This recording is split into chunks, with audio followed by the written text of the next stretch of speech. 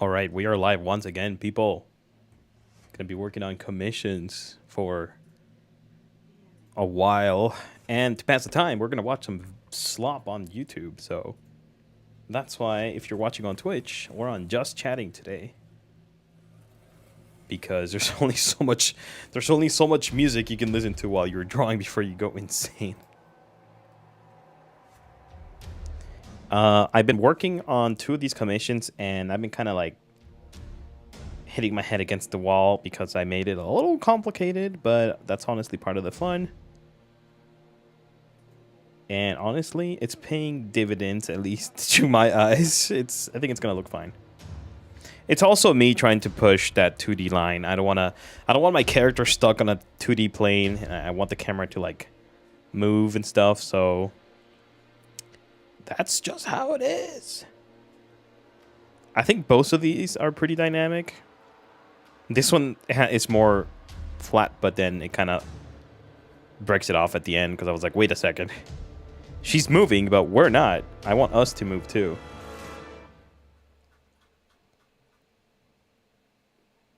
Just opening the water bottle. All right, got my coffee. I might draw for like 2 or 3 hours.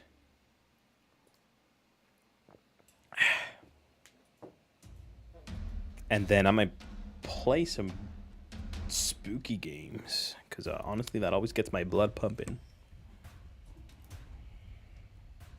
Got the free copyright-free playlist from Kevin MacLeod. He's the undisputed champion for copy pasta music. They're so good.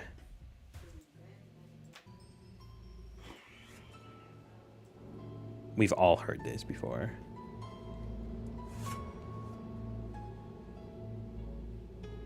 Hey, let me read off some of the comments here. When your little sister passes the Teletubbies and one of them is looking at you. Oh, so scary. This music is so good. When it's Monday tomorrow.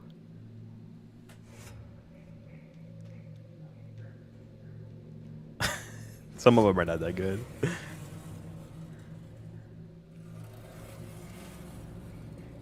When someone ate the last piece of the cake. Ooh, so spooky. We're gonna watch a video about creepypastas while I draw. Enjoy.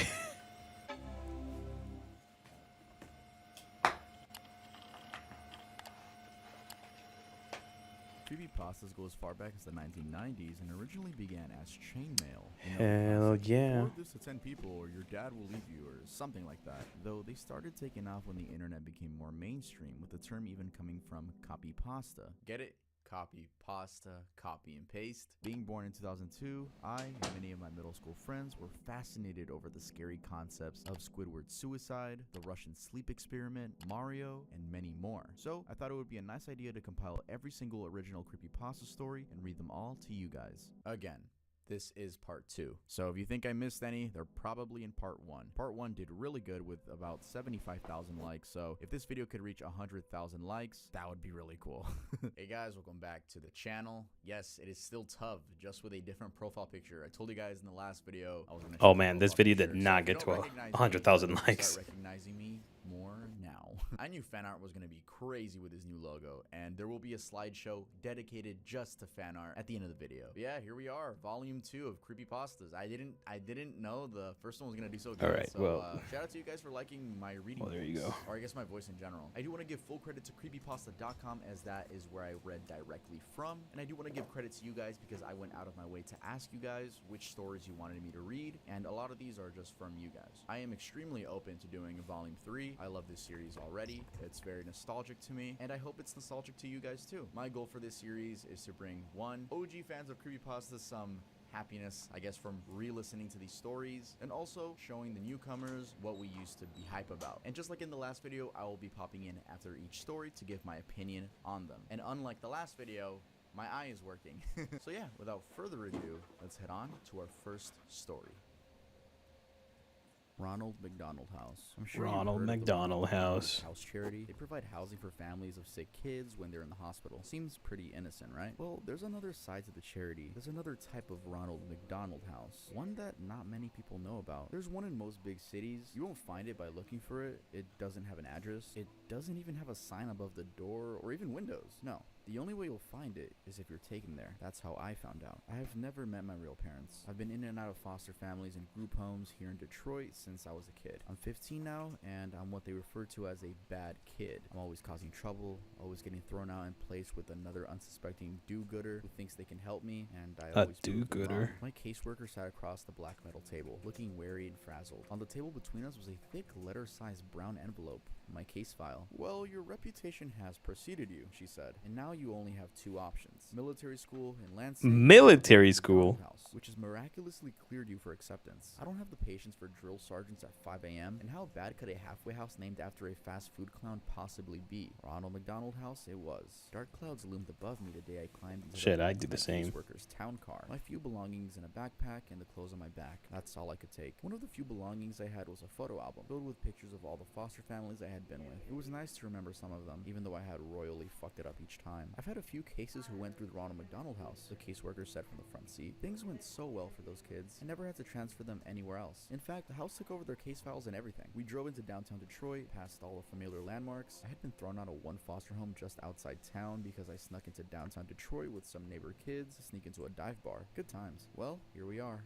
Good times. I looked out the window. We had parked in front of a tall, gray, windowless building, sandwiched between two other industrial buildings on a narrow city street. I noticed there was an address on the building to my left and one on the right, but none on this particular building. Not even a sign. Are you sure? I asked, hesitating as I opened the car door and climbed out of the back seat. I slung my backpack over my shoulder, clinging tightly to the strap, and followed the caseworker up to the windowless metal doors. She pressed the buzzer and spoke to someone inside, and the doors clicked to unlock. We walked in. As soon as the metal doors closed behind us, I noticed the pin-drop silence. It was that sort of silence that's so oppressive and empty it almost deafens you. Across the dimly lit lobby, there was a glass window with someone inside. A secretary. She was turned away, typing something intently. We walked over to the window. The caseworker rang a bell on the counter, and the secretary spun around in her chair. Her face was painted like a clown, like Ronald McDonald. She even had the short, curly red hair. Otherwise, she wore a typical white nurse's dress. I wanted to laugh at how bizarre it was, but I couldn't. A chill swept down my spine. Something wasn't right. I watched as the nurse and my caseworker interacted. Paperwork was passed through the window. The caseworker slid my case file under the glass as the nurse slid her some papers to sign. As my caseworker signed the papers, the nurse looked at me. Her smile should have been warm and welcoming, but all I saw in her eyes was hunger.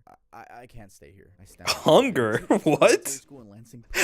What's the matter, sweetie? The nurse asked, her voice muffled slightly behind the glass. Afraid of clowns? I looked into her hungry eyes. Now there was a malicious glint as she laughed. My Oh no, caseworker she's gonna laughed eat too him. and said, now, don't overreact. You'd hate the military school. Besides, this will be good for you. Yes, said the clown nurse. This will be good for you. Before I could object, I heard a slam behind me. I spun around to see an open door in the far corner of the lobby. To the left of the front desk window, there was no one there, just a light that flooded in from the door. Then the creeping shadows, shrill echoing laughter and growing shadows along the wall inside. Oh my god, listening to this story has made my mouth taste like As I stared in horror, clutching the strap a of my Whopper backpack, Jr. the caseworker patted me on the shoulder for the last time. Don't worry, honey. It'll be different this time. You'll feel right at home here. I promise. He's gonna She get turned to eaten. leave. I felt bile churning in my stomach. No, I said desperately. You can't leave me here. Oh no, I've got to get going. I never did like clowns. And with that, she left me there. The metal Just door like that. slammed behind her, and I was alone. I faced the open doorway by the front desk again. The shadows had almost entered the room, and the piercing laughter was filling the lobby with sound. I ran for the front doors, pounded and yanked and pushed and screamed. Screamed for help. Screamed for my caseworker. Screamed for anyone. Please, God. I turned to see the nurse behind the glass smiling at me again. And then they entered, laughing all the while. A whole group of laughing nurses with clown faces and red hair. Some male, some female, but all with the same terrifying Ronald McDonald makeup. And in the dim light of the lobby, I could see the glint of metal tools in their hands. Coming up the rear was a pair of clown nurses rolling a metal table, complete with restraints. Get the fuck away from me, I screamed. I pounded at the metal doors again. Whoa. Let me out of here. They He surrounded me, cussed. grabbing me as I thrashed and screamed and tried to tear myself away, laughing as I kicked and squirmed. They slammed me onto the rolling table and strapped me down. I looked around wildly. I was surrounded. Let me go! I screamed, twisting and turning and pulling at the restraints. They rolled me through the open doorway and down a seemingly endless white hallway. They laughed and laughed and laughed. They waved their shiny scalpels and razors and needles mere inches from my face, just to make me flinch and scream. This made them laugh even harder. The last thing I remember before one of them finally injected me was the hands. Gloved fingers Bro got inside my mouth injected? and pulling at the sides of my mouth, distorting my screams and forcing an unnatural grin onto my tear-streaked, sweaty face. Hot, rancid breath on my face, and the whispered, perverted voice speaking the words, "We love to see you smile." Then, as the maniacal laughter seemed to warp and wind down like a dying record player, everything faded to black. I opened my eyes and was blinded by bright lights above, shielding my groggy eyes from the fluorescent bulbs. I turned on my side and looked around. A cell, tall white walls, covered in scratch marks and stains. A small drain in the corner of the floor, my toilet perhaps. A door with no windows, and on the floor by the door, my backpack. And the moment I sat upright, my vision started spinning. Wonder what they drugged me with. I realized I was shivering. I looked down. I wasn't wearing my own clothes anymore. I was wearing a dirty, ripped hospital gown, bright yellow with a pattern of Ronald McDonald heads all over, nothing underneath. I heard Whoa. faint, muffled sounds from somewhere in the building. It sounded like screams. I tried to stand, but I couldn't keep my balance. My vision was beginning This to would make a stabilize, nice but my body still mascot I horror sank to my game. knees and crawled over to my backpack. McDonald's I should make it. tried to open the door. As expected, it was locked. I slumped onto the floor beside my backpack and unzipped it. All that remained inside was the photo album. They had taken my notebooks and pens and my cell phone. Of course they did. I rarely opened the photo album, but instead of the photos that had been in there, photos of myself and my previous foster families, photos where I had attempted to look happy and hopeful even though I knew I wouldn't be there for long. Instead of Well, this is taking a, photos, a there were twist like photos from a and Saw photos, movie. And in each one, I recognized one of my former foster families, brutally murdered and covered in blood. My heart raced and my stomach churned. I began to turn the pages quicker. Each page a new photo, a new family, new carnage. I recognized their faces and the inside of their homes. I had lived with all of these people, and now they were all dead. Came to the last few pages. A photo of a house at night, then a window of that house. Then, inside the house, a dark hallway with light coming from one doorway. Then, a photo of my caseworker brushing her teeth at her bathroom mirror. Then, a photo of her looking at the camera in horror. Then, a photo of the caseworker, naked, covered in her own blood, contorted into an unnatural position in her bathtub. I turned to the last page. Written inside of the back cover of the photo album were 3 words. You never existed. I felt bile rising in my stomach. I threw the book to the ground and crawled over to the hole in the floor and vomited. They were right. Having killed everyone who ever knew me, it was as though I never existed. I heard more faint screaming in the distance. I knew I had to get out. I wiped the vomit off my face with my hospital gown and crawled back over to my backpack. Hopefully they hadn't found my secret weapon. I unzipped the front pocket and reached down into the very bottom, my fingers scraping the fabric. Sure enough, there they were, flush with the seams in the bag, nearly undetectable. The pins I used for picking locks. I told you, I'm a bad kid. I leaned against the door. He's a bad kid. I could hear footsteps approaching, but just as soon as they had come, they faded into the other direction. I knew I had to work fast. I jiggled the handle with one hand and picked the lock with the other hand. It was surprisingly simple. Holding the handle, I slowly pulled myself to my feet. I could maintain my balance now. I pulled the door open just a crack. A clown nurse darted past. My heart almost stopped. But his footsteps didn't slow down or change and soon faded. He didn't notice me. I poked my head out the door. Seemingly endless white hallways in either direction. The back rooms. Distant screams were louder now, coming from all around. Taking a deep breath, I stepped into the hallway and closed the door behind me. I decided to go to the right, passing doors identical to the door I had been behind. I heard the screams and sobbing coming from behind each one. I stopped for a moment at one door. I heard the crying of a child inside. I jiggled the handle to see if I could let him out. Locked. I kept moving, looking behind me every few No, seconds save just him, to save make them sure there all. were no nurses that had come into the hallway. Then I had passed a set of white double doors. I stopped for a moment. The word play place was written in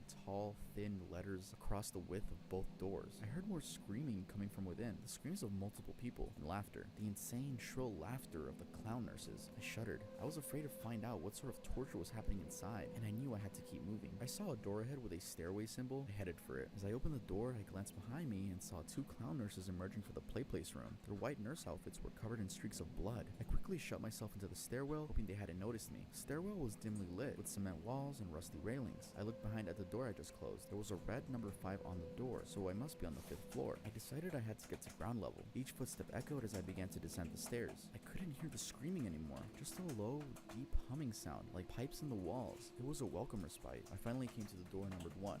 The staircase seemed to descend a few floors lower, but I stopped here and slowly peeked through the door. More white hallways, no clown nurses to be seen. So far so good. I stepped through the door and walked into the hallway. I noticed I couldn't hear any screaming on this floor, just the buzz of the fluorescent tube lights above. I came to the end of the hallway and another set of double doors. A large red cross, the kind you'd see on a lifeguard stand or a first aid kit, was painted across the width of the doors. I pressed my ear to the door. All I heard was a slow, rhythmic pulse like a machine at work, and faintly, a beeping sound like you'd hear in a hospital room. I knew I shouldn't open the door. I knew this wasn't the exit. I knew I should keep looking, but I had to see. I turned the handle. It wasn't locked. I peeked inside. It was a cavernous white room. Fluorescent lights flickered and buzzed. I saw wires hanging around, and hanging from the ceiling in rows, kids in hospital gowns like mine, attached to the white wooden crosses affixed to the ceiling, literally Whoa, crucified. they were killed them silent, all. their heads drooping forward, their eyes either closed or staring at nothing. Some seemed to twitch a bit, but most were still. Their crosses swung back and forth very slightly, and the hanging wires, they weren't wires. They were intravenous tubes attached to the kids' wrists. Tubes The sucking hell? out their blood. I almost vomited again right then and there. Oh, is this where they Room, get ketchup amidst the from? rows of hanging crosses, I could see where the rod The blood of the children. a huge steel cylinder, which seemed to be collecting the blood from all the tangled tubes that dangled from the kids' wrists. I opened my mouth to scream. Have I to heard cry this out in before? anger. All I could say was, "What the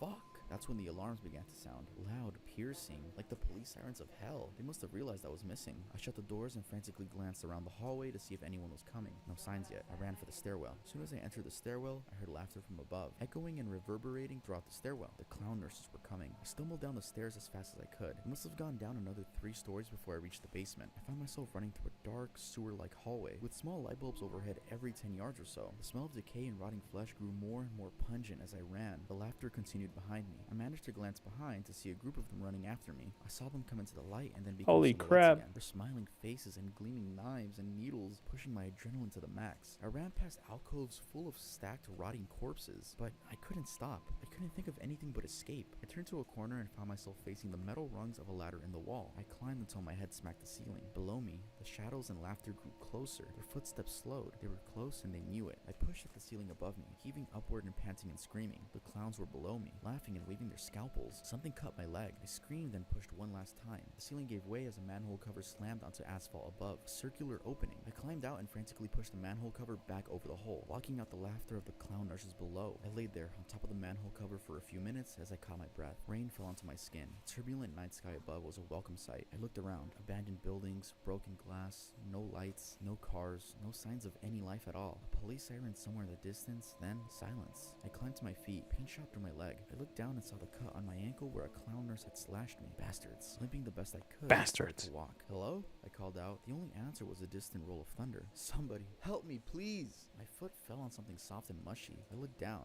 A newspaper. I peeled it off the wet asphalt. Most of the ink had faded, but I was able to make out the date, July 13th, 1992. I dropped it, an icy dread filling my stomach. I kept walking. Can anyone hear me? I screamed. Please, anyone, please. My words faded into delirious sobs. I stood It's like still for a moment. Silent Rain had Hill, soaked through my thin McDonald's. hospital gown. I shivered as the wind blew. Then I saw a light in the distance. It was a big yellow M in the sky. McDonald's, of course. I limped towards it. When I came to the McDonald's, I saw that apart from the M, the rest of the building was completely dark. I walked cautiously toward the broken windows and looked in. Darkness. I turned and surveyed the Play Place outdoor playground. 10-foot tall structures of colored tubes for kids to crawl through. Sitting at one of the benches was a familiar figure, the Ronald McDonald statue. You know, the one where you could sit beside him and it looks like he's got your arm around your shoulders. Every kid has seen it. I shuddered at the sight. The doors were unlocked. I walked in, out of the rain. Silence. Darkness. I noticed that the decor wasn't like the modern McDonald's you'd see. It was still the same as it was in the 80s, with the white plastic booths and the red-yellow tiles. The wind seemed to whisper through the broken windows. I noticed something on the front counter, a black rectangle. I got closer. A laptop, a nearly new laptop. I let out a soft, delirious laugh. I knew what I was supposed to do. So I took the laptop outside and sat behind the Ronald McDonald statue. I opened the laptop and began to type this story. The rain falling onto the keys, but Oh, I see. nothing left to journal but where. That's Because I've funny. been noticing out of the corner of my eye, Ronald is trying to look over my shoulder. He's laughing now. All I can do is join him.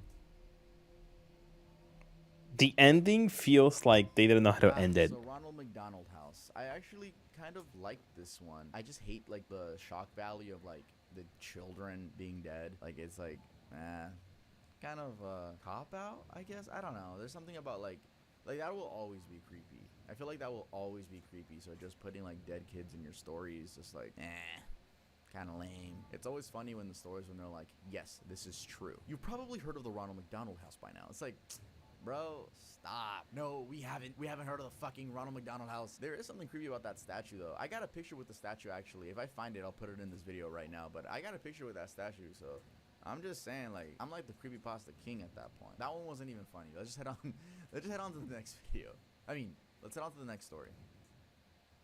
Squidward suicide. I just want to start off by saying, if you want an answer at the end, prepare to be disappointed. There just isn't one. I was an intern at Nickelodeon Studios for a year in 2005 for my degree in animation. It wasn't paid, of course. Most internships aren't, but it did have some perks beyond education. To adults, it might not seem like a big one, but most kids at the time would shit themselves over it. Now, since I worked directly with the editors and animators, I got to view the new episodes days before they aired. I'll get right to it without giving too many unnecessary details. They had very recently made the SpongeBob movie, and the entire staff was somewhat sapped of creativity, so it took them longer to start up the season. But the delay lasted longer for more upsetting reasons. There was a problem with the Series 4 premiere that set everyone and everything back for several months. Me and two other interns were in the editing room along with the lead animators and sound editors for the final cut. We received a copy that was supposed to be Fear of a Krabby Patty and gathered around the screen to watch. Now, given that it isn't final, yet animators often put up a mock title card, sort of an inside joke for us, with phony, oftentimes lewd titles, such as How Sex Doesn't Work instead of Rockabye Bivalve when SpongeBob and Patrick adopt a sea scallop. Nothing particularly funny, but work-related chuckles. So when we saw the title card Squidward's Suicide, we didn't think of it more than a morbid joke. One of the interns did a small throat laugh at it. The happy-go-lucky music plays as normal. The story began with Squidward practicing his clarinet, hitting a few sour notes like normal. We hear SpongeBob laughing outside, and Squidward stops,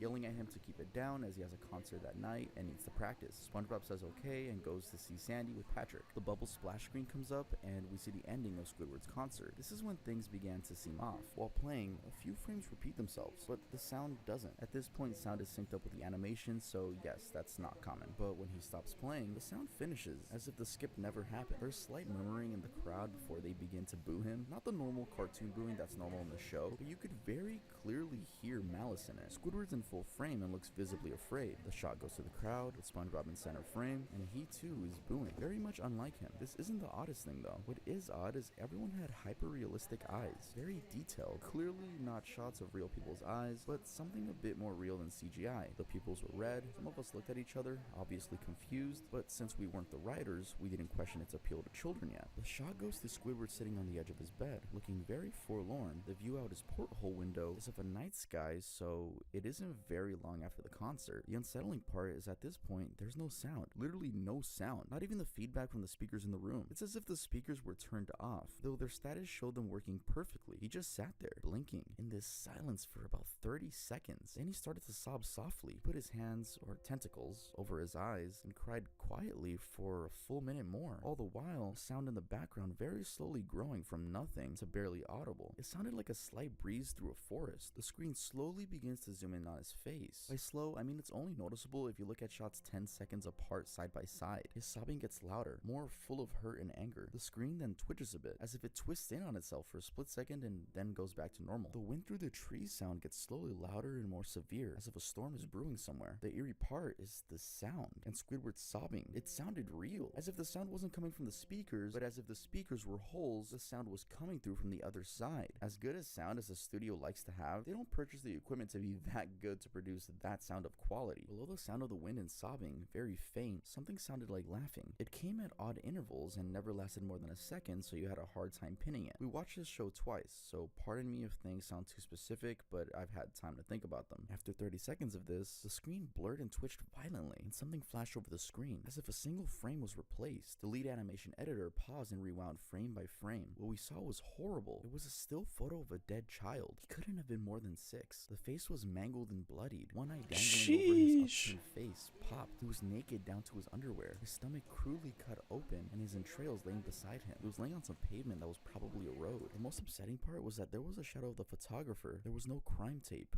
no evidence tags or markers, and the angle was completely off for a shot designed to be evidence. It would seem the photographer was the person responsible for the child's death. We were of course mortified, but pressed on, hoping that this was just a sick joke. The screen flipped back to Squidward, still sobbing, louder than before, and half body and frame. There was now what appeared to be blood running down his face from his eyes. The blood was also done in a hyper-realistic style, looking as if you touched it, you'd get blood on your fingers. The wind sounded now as if it were that of a gale blowing through the forest. There were even snapping sounds of branches, laughing, a deep baritone, lasting at longer intervals and coming more frequently. After about 20 seconds, the screen again twisted and showed a single frame photo. The editor was reluctant to go back. We all were, but he knew he had to. This time the photo was that of what appeared to be a little girl, no older than the first child. She was laying on her stomach, a barrett's in a pool of blood next to her. Her left eye was too popped out and popped, naked, except for underpants. Her entrails were piled on top of her, above another crude cut along her back. Again, the body was on the street and the photographer's shadow was visible, very similar in size and shape to the first. I had to choke back vomit and one intern, the only female in the room, ran out. The show resumed. About 5 seconds after the second photo played, Squidward went silent, as did all sound, like it was when the scene started. He put his tentacles down and his eyes were now done in hyperrealism, like the others were. This story's so funny. Pulsating. He just stared at the screen, as if watching the viewer. After about 10 seconds, he started sobbing, this time not covering his eyes. The sound was piercing and loud, and most fear-inducing of all is his sobbing was mixed with screams. Tears and blood were dripping down his face at a heavy rate. The wind sound came back, and so did the deep voice laughing. And this time, the still photo lasted for a good 5 frames. The animator was able to stop it on the 4th and backed up. This time, the photo was of a boy, about the same age, but this time the scene was different. The entrails were just being pulled out from a stomach wound by a large hand. The right eye popped and dangling, blood trickling down. Jesus Christ, dude. Whoever made it is like, let's make it as gory as possible. The next, same thing. He went back to the first and played them quicker, and I lost it. I vomited on the floor. The animating and sound editors gasping at the screen. The 5 frames were not as if they were 5 different photos. They were played out as if they were frames from a video. We saw the hand slowly lift out the guts. We saw the kid's eyes focus on it. We even saw 2 frames with the kid beginning to blink. The lead sound editor told us to stop. He had to call in the creator to see this. Mr. Hillenberg arrived within about 15 minutes. He was confused as to why he was called down there, so the editor just continued the episode. Once the few frames were shown, all screaming, all sound again stopped. Squidward was just staring at the viewer, full frame of the face, for about 3 seconds. The shot quickly panned out, and that deep voice said, "Do it." And we see in Squidward's hands a shotgun. He immediately puts the gun in his mouth and pulls the trigger. Realistic blood and brain matter spatters the wall behind him. Bruh. He's back at the force. The last 5 seconds of this episode show his body on the bed, on his side, one eye dangling on what's left of his head, above the floor, staring blankly at it. Then, the episode ends. Mr. Hillenberg is obviously angry at this. He demanded to know what the hell was going on. Most people left the room at this point, so it was just a handful of us that got to watch it again. Viewing the episode twice only served to imprint the entirety of it in my mind and caused me horrible nightmares. I'm sorry I stayed. The only theory we could think of was that the file was edited by someone in the chain from the drawing studio to here. The CTO was called in to analyze when it happened. The analysis of the file did show it was edited over by new material. However, the timestamp of it was a mere 24 seconds before we began viewing it. All equipment involved was examined for foreign software and hardware, as well as glitches, as if the timestamp may have glitched and showed the wrong time, but everything checked out fine. We don't know what happened, and to this day, no one does. There was an investigation due to the nature of the photos, but nothing came of it. No child was identified, and no clues were gathered from the data involved, nor physical clues in the photos. I never believed in unexplainable phenomena before, but now that I have something happen and can't prove anything about it beyond anecdotal evidence, I think twice about things. Squidward's suicide. If that word is censored, then YouTube didn't like that word, so I had to come back and re-edit. You guys know the Squidward story, the famous Squidward story. This is a classic. Why do you think it's the main image in the thumbnail? I don't think I was naive enough to believe this. I know a ton of people thought it was real back in the day. I'm not trying to be like, I'm different. I knew it was fake, but it's just like, come on, y'all, a kid's show where the character's killing himself. It's pretty funny they picked Squidward out of all characters. I guess it makes sense, but it's like, bro's already going through enough. But yeah, it's an OG creepypasta, and my sister of all people knew of this story, so it's probably way more famous than I think it is. Let's head on to the next one. The Russian Sleep Experiment. Widely regarded as one of the most popular and widest spread creepypastas ever written, the Russian I remember this one. is notorious as Yeah, I thought this one was real when it came out. As for its plausibility. To this day, a large portion of the articles written about the story are attempts to investigate its validity or to debunk it as a hoax. Something that speaks to not only to the story's effectiveness, but also to the deeper societal anxieties which the story appeals. For those who don't know, the Russian Sleep Experiment is supposedly a factual account of experimentation acted out on subjects by the Soviet government in military in the wake of World War II. The experiment, meant to explore the effects of sleep deprivation on the human body, was also used to test a new gas that could keep people awake for days at a time. The report documents the degeneration of those experimented upon, individuals commonly referred to within the creepypasta community as the test subjects. The horrifying results of these experiments and the crazed, almost subhuman or demonic creatures it produces are often illustrated alongside the story, with one image in particular being representative of the entire myth. Now let's get on to the story.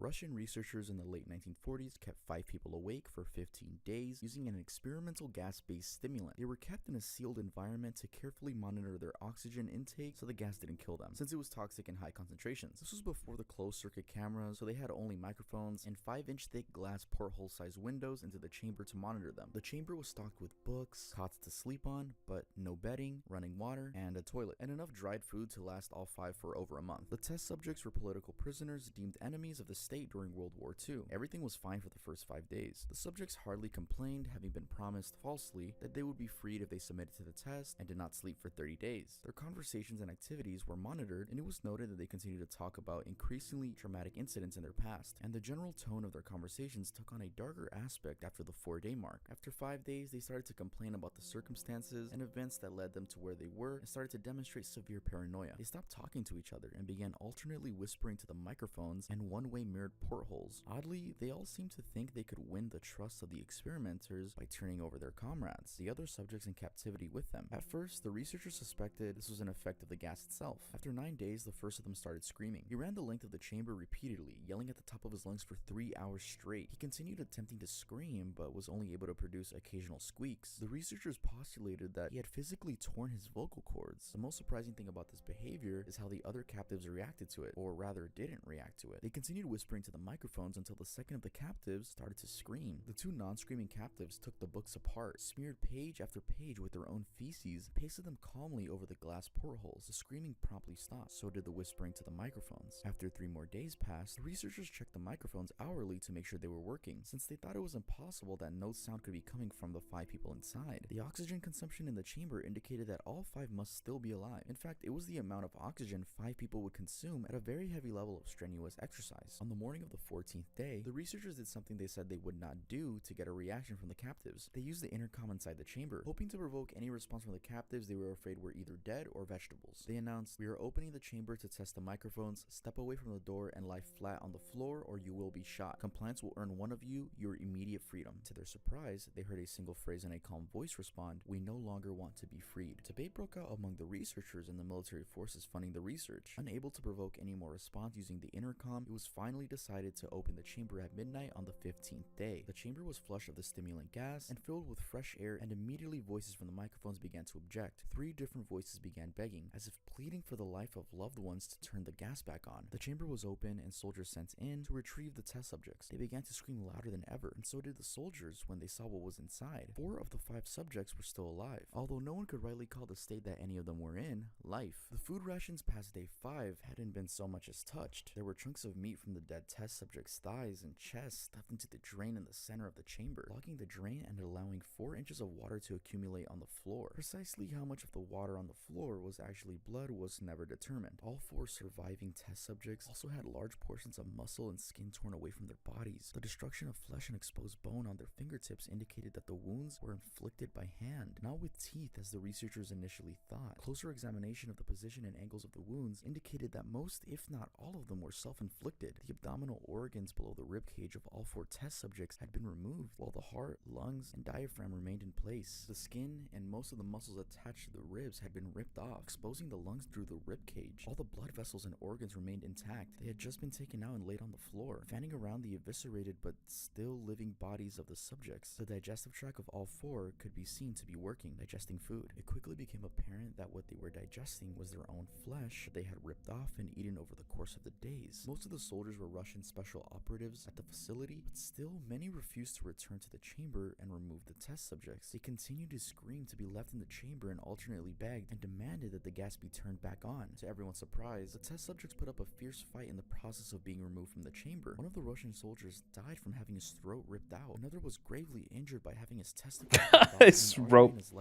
his throat was ripped out. Another 5 of the soldiers lost their lives if you count the ones that committed suicide in the weeks following the incident. In the struggle, one of the Ouch. Four living subjects had his spleen ruptured and he bled out almost instantly. The medical researchers attempted to sedate him, but this proved impossible. He was injected with more than 10 times the human dose of morphine derivative and still felt like a Bro corner died. breaking Bro through the arm died. of one doctor. When heart was seen to beat for a full 2 minutes after he had bled out, to the point there was more air in his vascular system than blood. Even after it stopped, he continued to scream and flail for another 3 minutes, struggling to attack anyone in reach, and just repeated the word more over and over, weaker and weaker, until he finally fell silent. The surviving 3 test subjects were heavily restrained and moved to a medical facility. The 2 with intact vocal cords continuously begging for the gas, demanding to be kept awake. The most injured of the 3 was taken to the only surgical operating room that the facility had. In the process of preparing the subject to have his organs placed back within his body, it was found that he was effectively immune to the sedative they had given him to prepare for the surgery. I don't know. This video kind of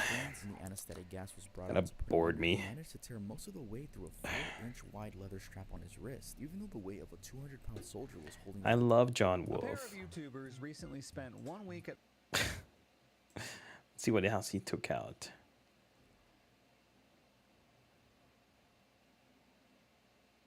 Making it last as a content creator. Hey, yo, that's what we need. He hasn't taken out a Goosebumps video in a while. I really like those. Yeah, let's see.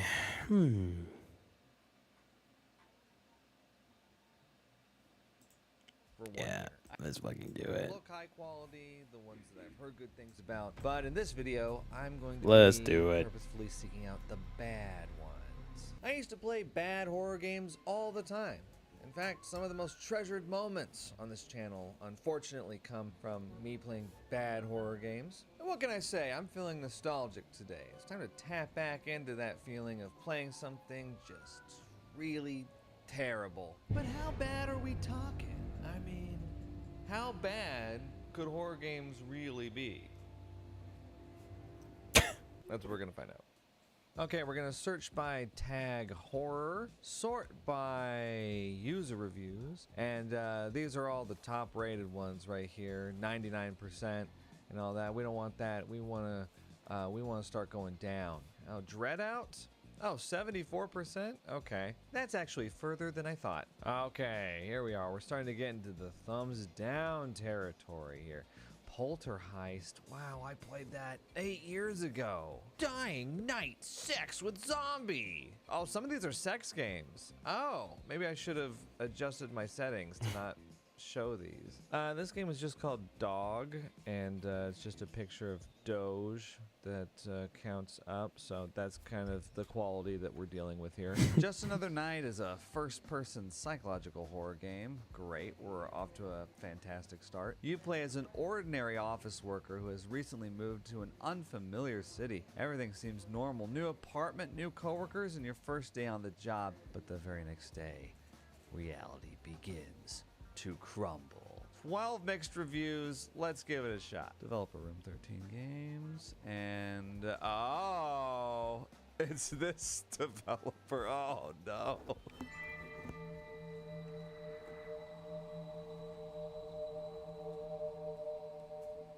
All right, everyone. Welcome to the game VSync.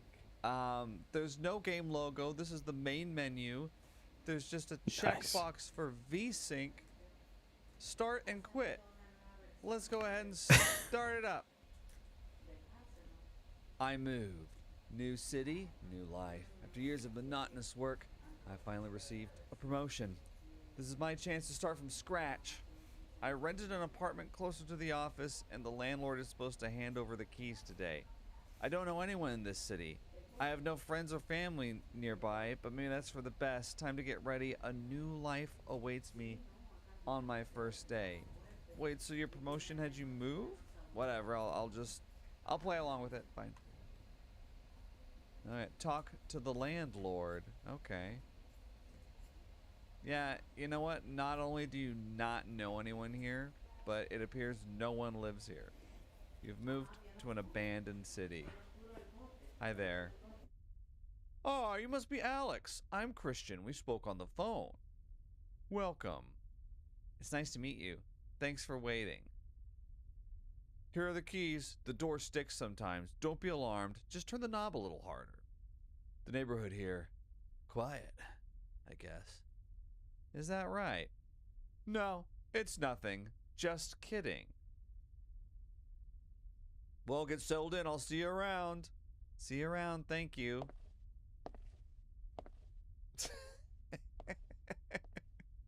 I'm gonna follow you. Where are you going? So you were joking that the neighborhood is quiet? I mean, it is though. I don't hear anything. My luggage is in the middle of the street. Oh, there's an invisible wall here. Oh, okay. They don't allow you to see him disappear around the corner. All right. Wait, is this... Oh my god, okay. Is this it? Is this my apartment? This is the bedroom? This looks like a living room. Is this a studio? But... Oh. Oh, okay. Got it. Sort of a studio, but not really. Yeah, I guess I don't know a better way to arrange things here. It's either you have a massive master bedroom, or you sleep in your kitchen. You know what I mean? Okay. Let me go get my stuff. Oh, the head bob is out of control. What? Yeah, what a normal way to hold rollaway luggage. Fantastic. Okay. Taking it to the bedroom / living room. Wait, does this not count? Oh, you have to have it on the floor. Got it. Tissues by the bed. Really? Okay. I'm sorry. Are those shoes? You put shoes way up in there? Okay. I gotta refrain from commenting on every single little thing that's unusual, or we'll be here all day. We'll be here the entire video. I'm pressing escape to see if there's options. There's not. So I'm sorry, anti-head bobbers, but we're just gonna have to put up with it. Yes. My mysterious box. I never go anywhere without it. Alright, and then last item right here. The cardboard box. It's from the Legacy collection, actually.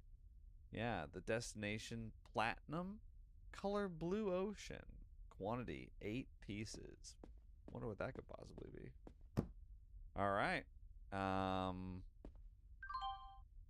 Hi, I'm your new colleague, Nathan. I wanted to meet you today. I'll be at the burger joint near your house tonight. I'll be waiting there. Excuse me? What? How do you know where I live?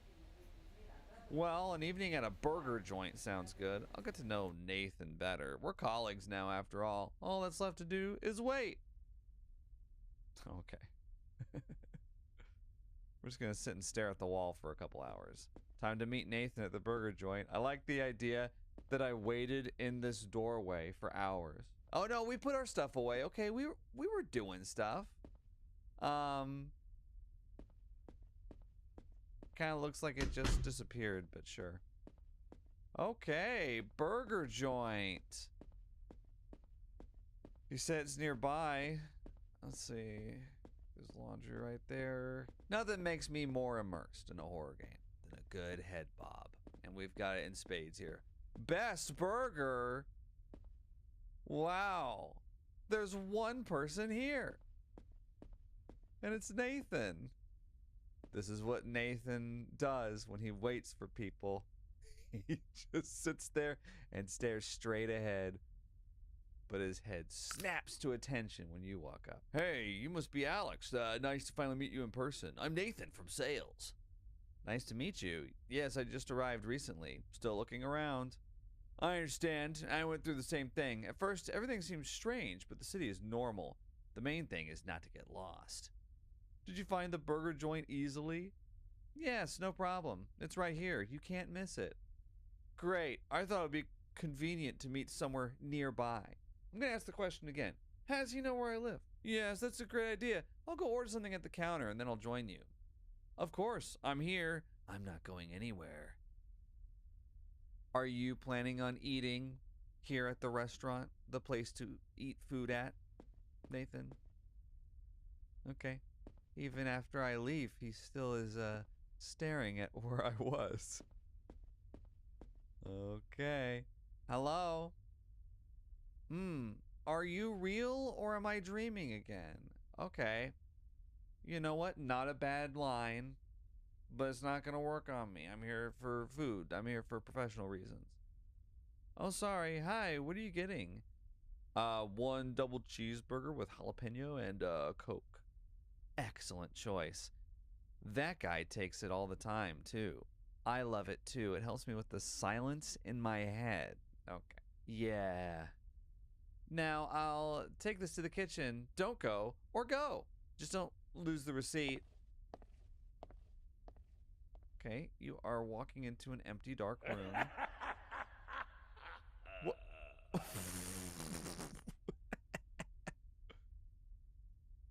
Okay, wait.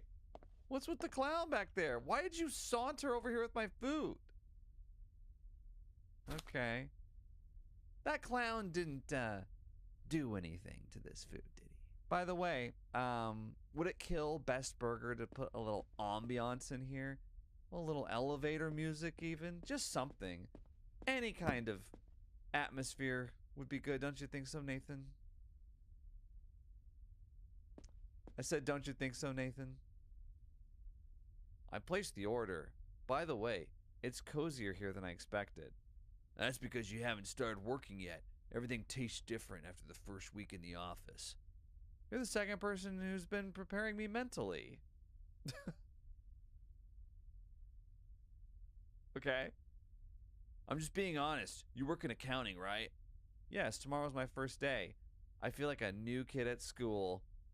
Oh, that's fine. The main thing is not to show that you're trying too hard. We value invisibility here. Work quietly, leave on time, and everything will be fine. Sounds like survival philosophy. Huh? Exactly. The main thing is not to ask yourself questions like, why am I doing this? Because there is no answer, only a paycheck. Okay, have you been working here long? 3 years. During that time, I developed 2 gray hairs and a persistent habit of drinking coffee for no reason. Everyone in this game is a weirdo. How are your colleagues? Are they normal? Yes. Pray tell, are they, unlike you, normal people? Well, John is reliable. Me? He doesn't talk too much, but he always helps out. He's an old friend of mine. We got this job together.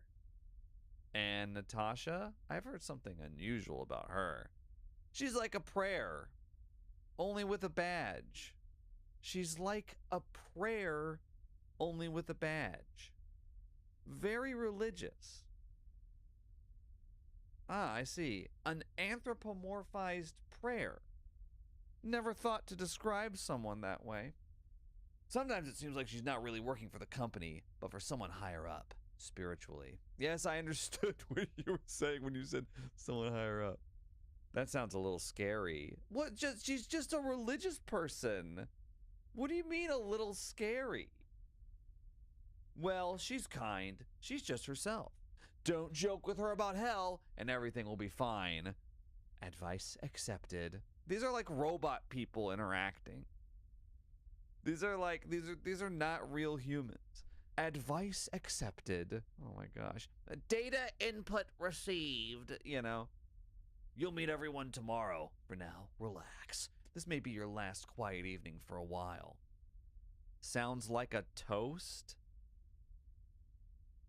Well, he needs to Bro, have this game is something to awful. toast with. I might go back to the other video. I'm sorry, you're toasting at Best Burger? You're toasting with soda. And he doesn't even have any. You're just holding your soda cup up by yourself. Oh, man. Here's to a new chapter, Alex. Welcome to our office family. Okay. Oh, I'm sorry. Am I in your am I in your way? You didn't even eat! Eat that burger. Eat the burger. How dare you not eat the burger? Go home and sleep, okay? Are you gonna be alright here, miss? Where are you going? These people, they're walking in the middle of the street like this? Yeah, now I'm the weirdo, right? I'm the weirdo. What? Like walking after this guy. Oh, Nathan! I'm very curious where you're going. Let me see. Let me see if I can even. Can I even? Oh, damn it! Invisible wall. Watch out, Nathan! Invisible wall. Oh, he walked through the invisible wall. It's him, the chosen one. Okay, someone close this door, please. Can you lock that? Can you do me a favor and lock that? Lock this door too. Not a window in here, is there? Lock it. Lock all these doors. My head is buzzing. Tomorrow's my first day at work. You have said that 4 or 5 times. I get it. Okay, that's enough for today. Time to call it a night. You know, I gotta say, so far, an improvement over last guest. But there's a lot of weird stuff. There's a lot of weird stuff going on. Go to work at the office, okay. Okay, again, so where's the again, it's a game where all the doors open towards you. I don't understand this. Go to work at the office, okay. Where is the office? Okay, I'm gonna give the developer room 13K, which, by the way, hilarious alleyway here. Wait, where did? Oh, okay. Where does this pipe go? Is it supposed to be like a gutter downspout or something like that? Because it goes all the way down here and then just stops. Little advice to the developer, okay? Just if you care, you gotta have ambiance. You gotta have atmosphere. Even if you're not gonna have cars driving by or people walking by, there need to at least be like sounds of that happening, and there needs to not be like skybox visible that low to the ground. You know, just little things like that. You know, just at least put like city.jpg back there. It doesn't need to be anything elaborate. But yeah, even if I don't see cars zooming by, I need to kind of hear distant horns, stuff like that. So part of the issue here is I don't know where the office is. Is this the office? Okay, here's my coworkers. Look at them. They're just hanging out. Oh no! I thought it was gonna open to like a whole floor, but this is it. Wait a second. 1 desk, 2 desk, 3 desk. Well, there's 4 of us though.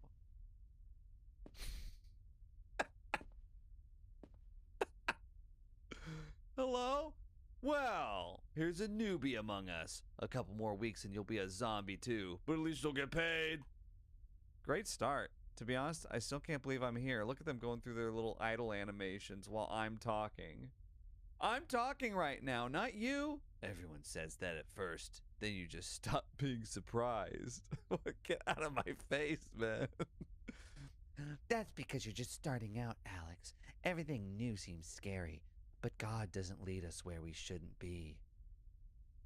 You believe that all this is His will? Are we really? Why would that be like the first sentence you say to a person? You really believe this crap? Can you imagine?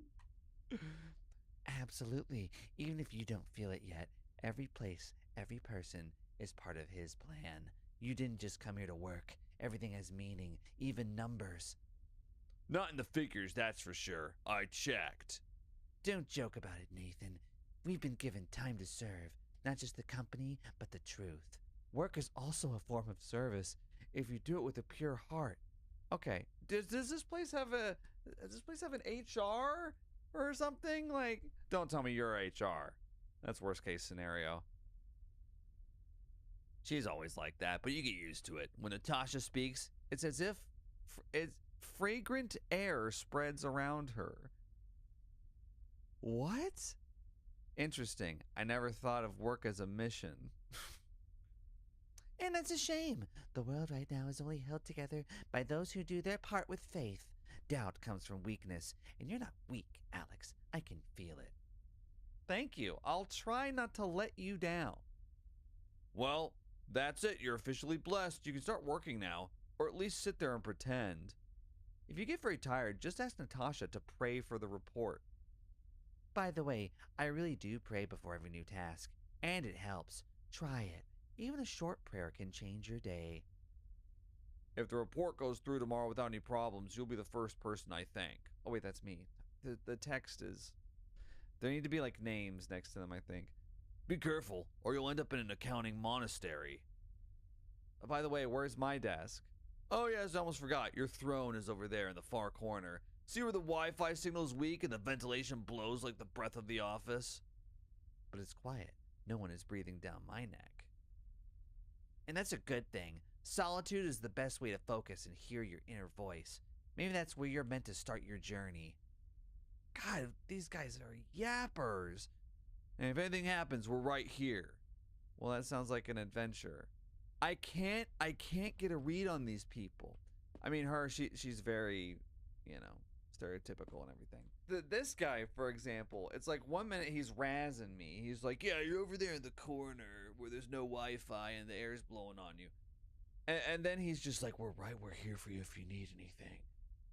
I'm like, okay, are you hazing me or what? You're hazing me in a 4-person office? So wait, where am I here? Oh, I'm there. Okay. Very curious where everyone else is sitting. Everyone's gone already? Really? Even John's disappeared and I didn't even notice. Oh well, I survived the first day. Time for me to get out of here. Hopefully tomorrow will be a little less strange. Okay, where... Bro, this game blows. Okay, can I just say, whoever sits here... This it game looks like no- sucks. Oh, man. I think I'll go back to listen to those creepy pastas.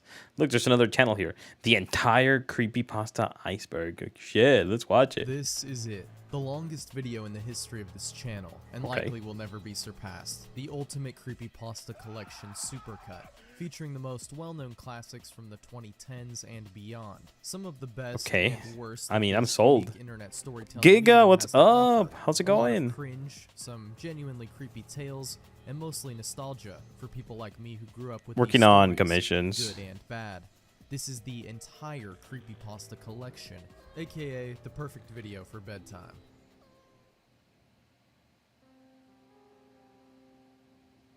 Squidward / Red Mist. No, I watched this already. I just want to start off by saying that if you want an answer at the end, prepare to be disappointed.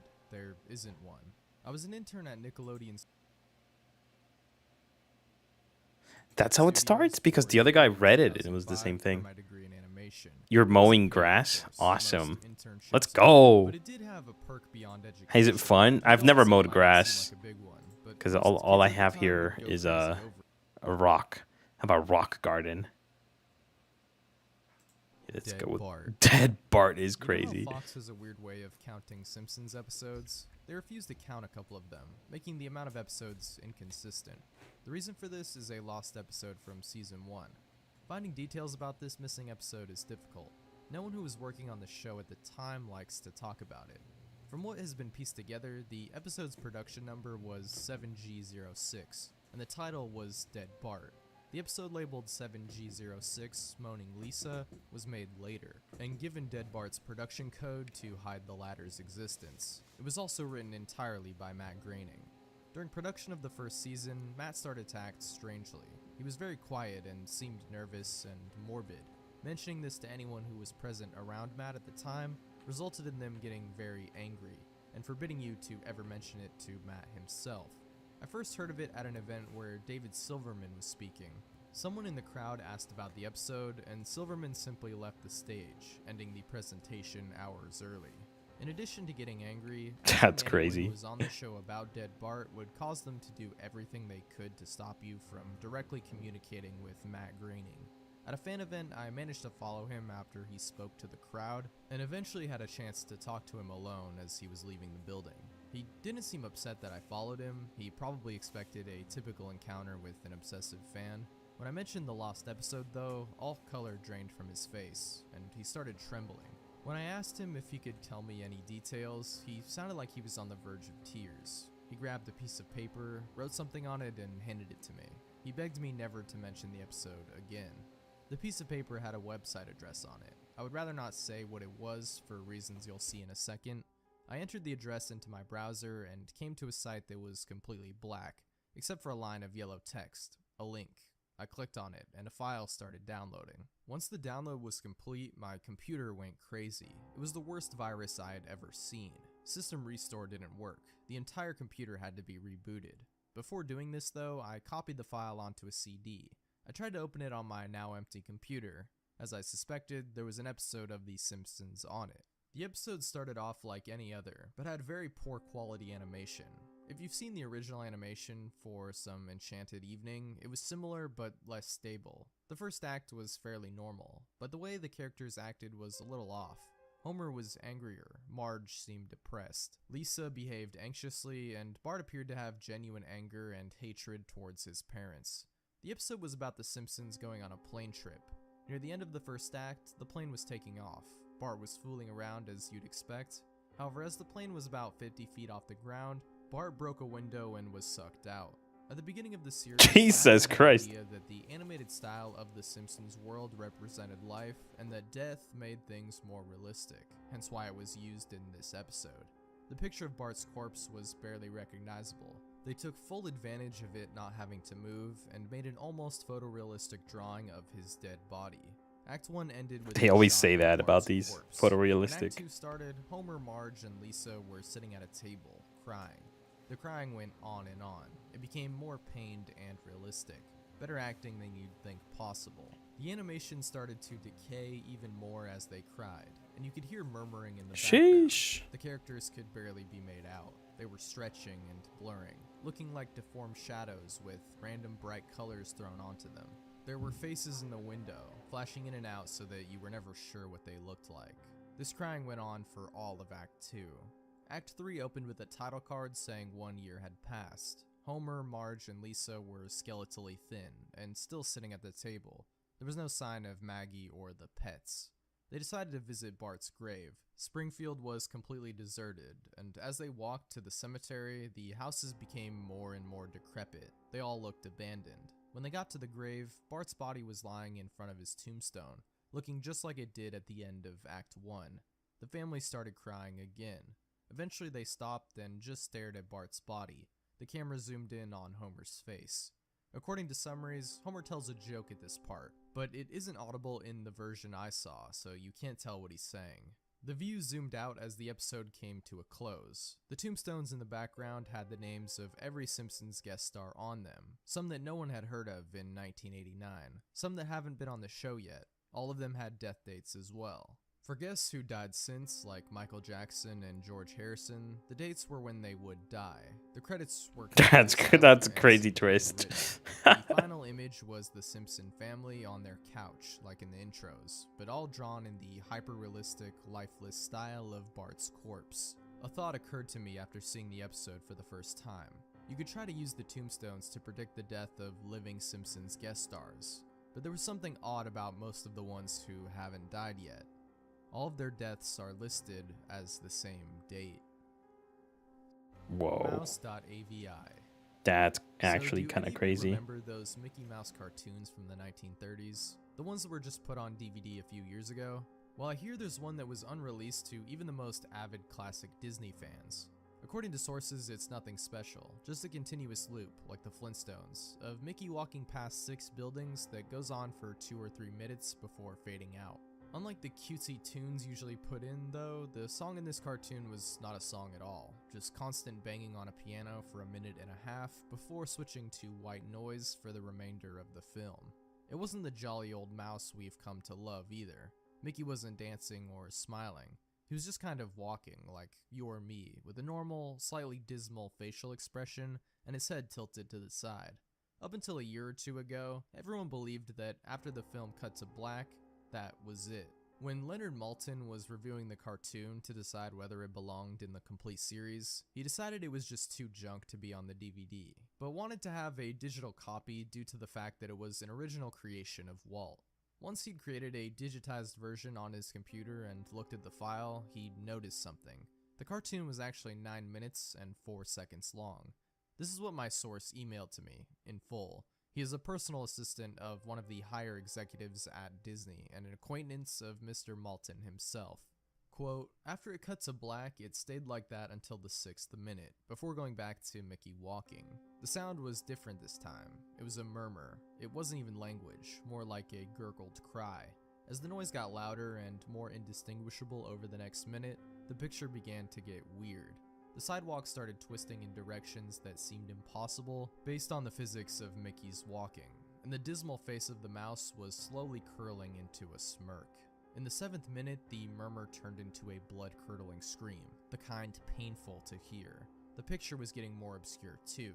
Colors were appearing that shouldn't have been possible at the time. Mickey's face began to fall apart. His eyes rolled onto the bottom of his chin like 2 marbles in a fishbowl. He now had a curled smile pointing upwards towards the left side of his face.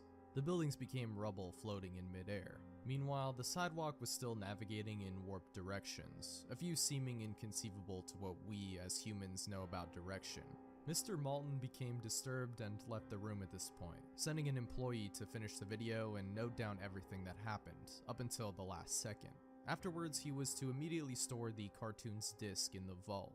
The distorted screaming in the film lasted until 8 minutes and a few seconds in, before abruptly cutting to the Mickey Mouse face seen at the credits of every Disney video from that time, with what sounded like a broken music box playing in the background.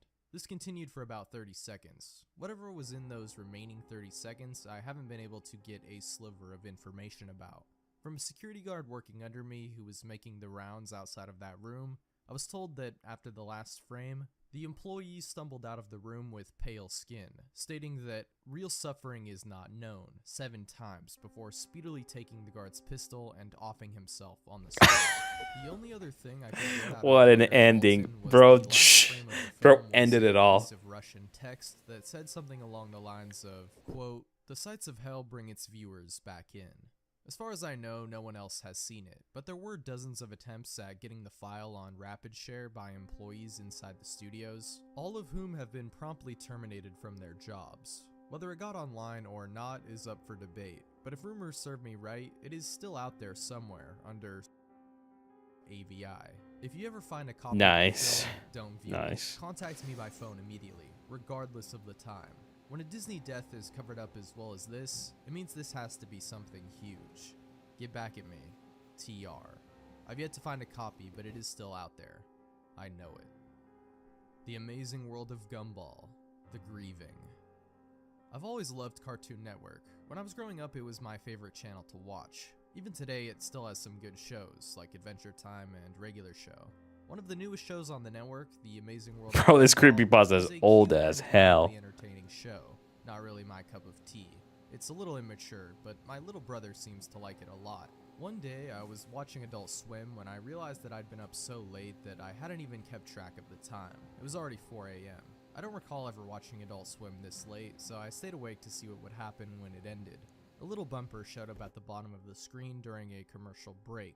It said that a special episode of The Amazing World of Gumball was about to come on.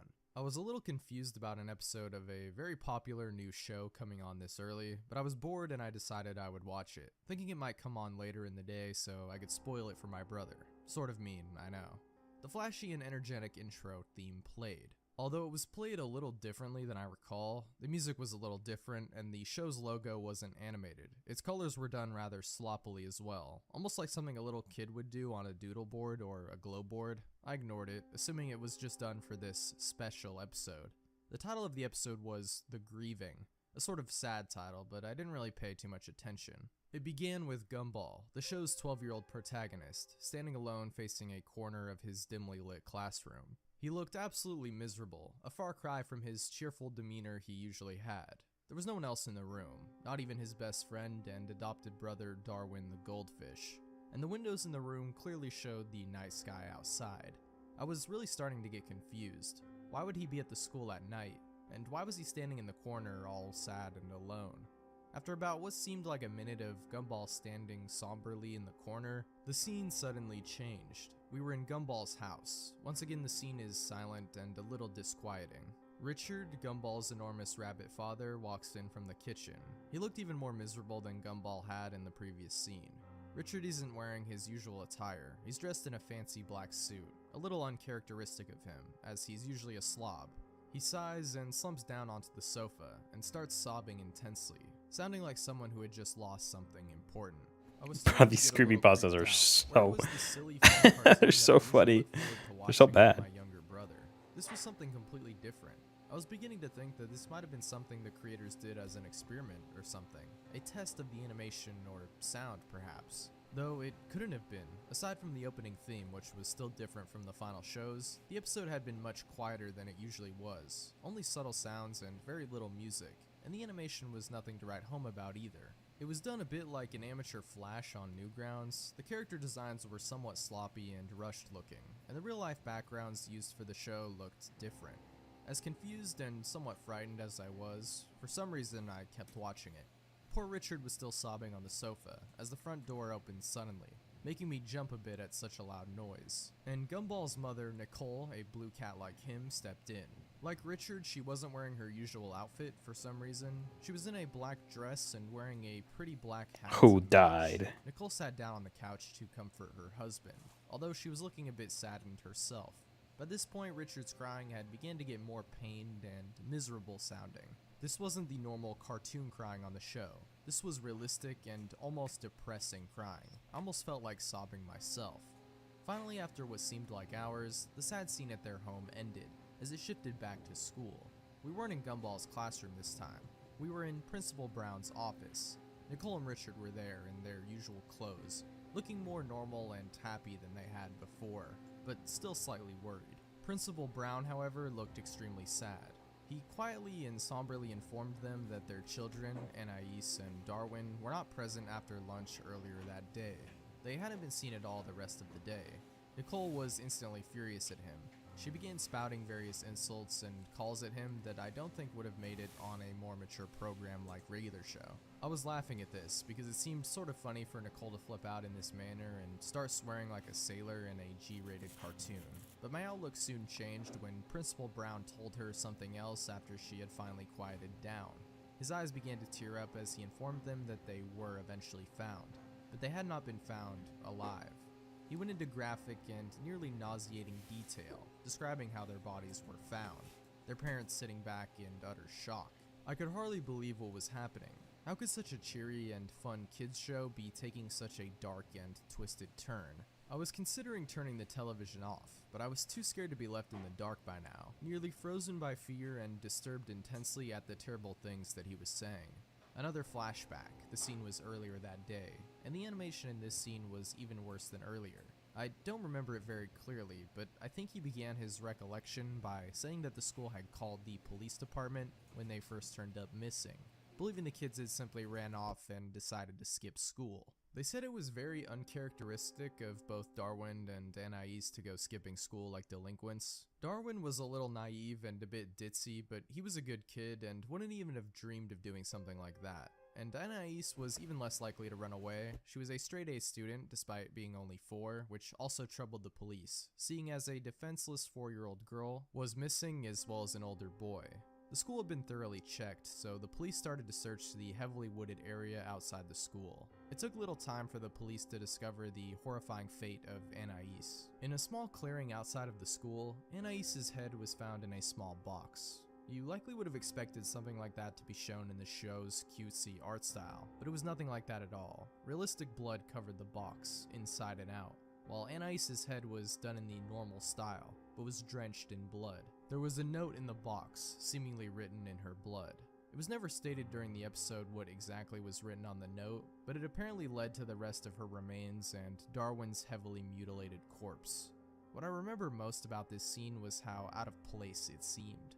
All the blood and gore from Darwin and Anais's slaughtered and dismembered remains was done in a very realistic and disturbing way. It looked like the scene had been taken from a crime scene photograph done by a professional, not something from a cartoon. The way the scene was animated was different from most of the show as well. You may know that the characters from this series are done in vastly differing animation styles, from flash animation to CGI, and I think that there's even a character done by someone putting their chin upside down to make a face. This particular scene wasn't like anything I had ever seen on the show before. Every detail on Darwin's face was clearly illustrated. He looked a little like a zombie. His face was very pale and his eyes had been gouged out by someone. Anais fared no better, or what was left of her anyway. Her stomach had been slit open, her intestines were strewn around the trees and bushes in the woods, done once again in a very morbid and realistic style. I was feeling very ill by the time this incredibly disturbing flashback had come to an end, so I quickly ran to the bathroom to vomit. I was feeling better after Bruh. so I had realized that I had...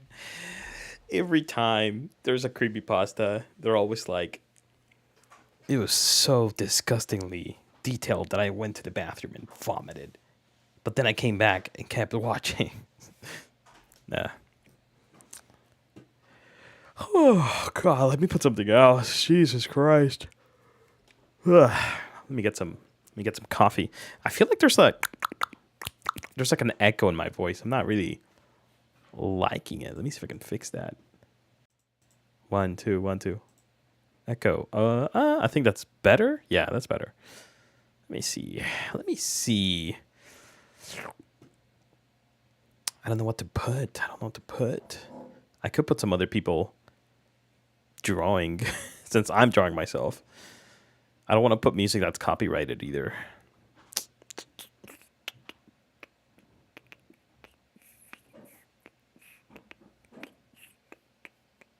Haunted Japan, a guide to Japanese demonology? ASMR? Hey, yo?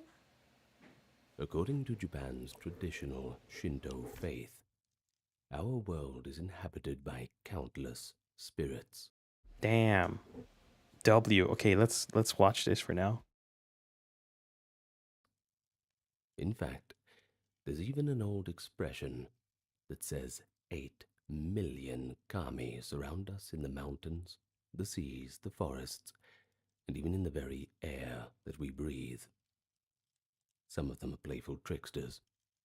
Others are wrathful beings that can bring calamity if angered. But how exactly did the Japanese come to believe in such demons and spirits? And furthermore, what exactly is a demon in the Shinto context? And how were these entities understood and dealt with across history? Oh, this is I'm sure you'll interesting. admit, Shinto demonology.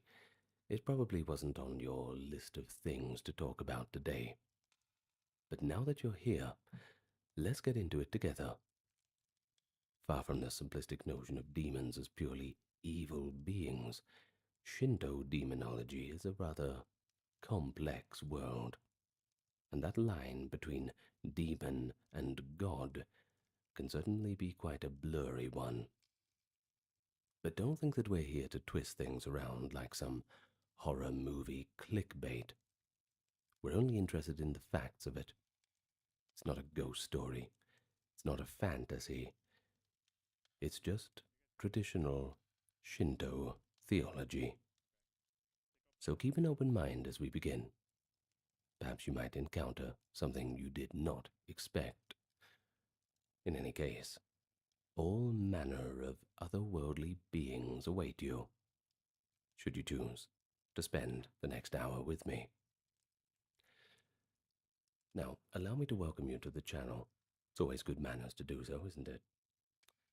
If you've not subscribed yet, I invite you to do so. No. Let me watch the video first. Returning, it's good to see you again. Let me watch the video first before I sub. Where are you listening from? What time is it in your part of the world? Working.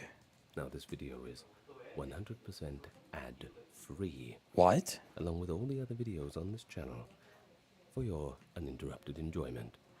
This is made possible by the generous contributions of those on Patreon, YouTube memberships, the occasional donation on PayPal or YouTube, super thanks, and also those who checked out the merch store. A few little Japanese goodies on there too, if you are curious. Well, with all that said and done, let's get nice and relaxed, and we can begin our dive into Shinto demonology. Whoa.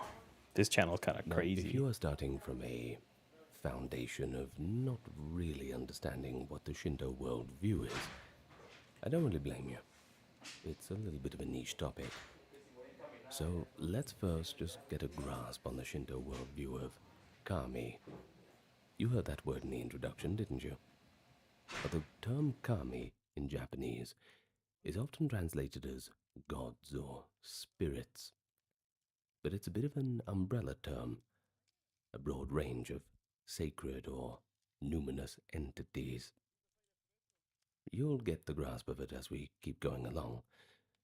Now, kami can be deities of awe-inspiring natural phenomena, like the sun, the mountains, the sea, etc., the spirits of ancestors, too, or even local spirits of a village or even an object.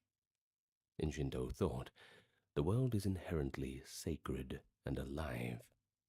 Everything notable or strange may have a spirit attached to it. Traditional law speaks of the Yaoyorozu no Kami, that is literally 8 million kami, to signify an infinite multitude of spirits present in everyday life. And unlike Western religions, these spirits are not strictly divided into good and evil camps. It's a little bit more complicated than that. Each kami is a being with its own personality and mood. And as a matter of fact, Shinto traditions often say that a deity has two souls or aspects, a gentle, harmonious side called the Nigi Mitama, and a wild, rough side, Ara Mitama. Now, the Ara Mitama aspect of a kami can manifest as violent or dangerous if the deity is provoked, or if perhaps the proper rituals are neglected. Thus, a god who is normally benevolent and friendly might take the mask off and become demonic in its rage. A concept quite different from an absolute evil demonic figure. Now, crucially, in Shinto there is no single personification of evil. Nothing like the devil in more Christian theology. Instead, misfortunes and malevolent events are often attributed to either an upset kami or perhaps to wayward spirits. Some kami are, however, explicitly seen as troublemakers or destructive forces when not appeased. And classical texts do refer to the Araburu kami or the Makatsui no kami, essentially wild or calamitous deities who can cause illness, disorder, and disaster on varying scales. But these are not evil in a moral sense. Rather, they are embodiments of the chaotic and dangerous side of nature and existence, which, if you have the peaceful side, you have to have the other side of it too. The response in Shinto is typically to pacify or balance these forces, not to cast them aside as irredeemable, malevolent devils. It's just part of nature. Offerings, prayers, and rituals are given to angry kami or wandering spirits to soothe them so that that harmony can be restored. In other words, we can put it this way. Shinto demonology is rooted in restoring balance between the spiritual world and the human world. And then there's another key concept, that is kegare, that is impurity, versus purity being harae. Evil or demonic influence in Shinto are often linked to pollution or impurity rather than to a sin in an evil sense. Death, blood, and disease, they're all sources of kegare impurity that attract or generate harmful spirits. For example, if someone dies with a strong negative emotion or in a traumatic way, this spirit may linger as polluted, an angry, malevolent force. that can't rest. Human misdeeds or violations of the natural order, called tsummi, or pollutions or offenses, can likewise breed calamity if not properly cleansed. Bro, this As video's humans crazy. are thought to be fundamentally pure in Shinto belief, these kinds of defilements are considered to be temporary conditions that can be corrected through purification. And there's that word, purification. We also have ritual purification practices, and they're quite important.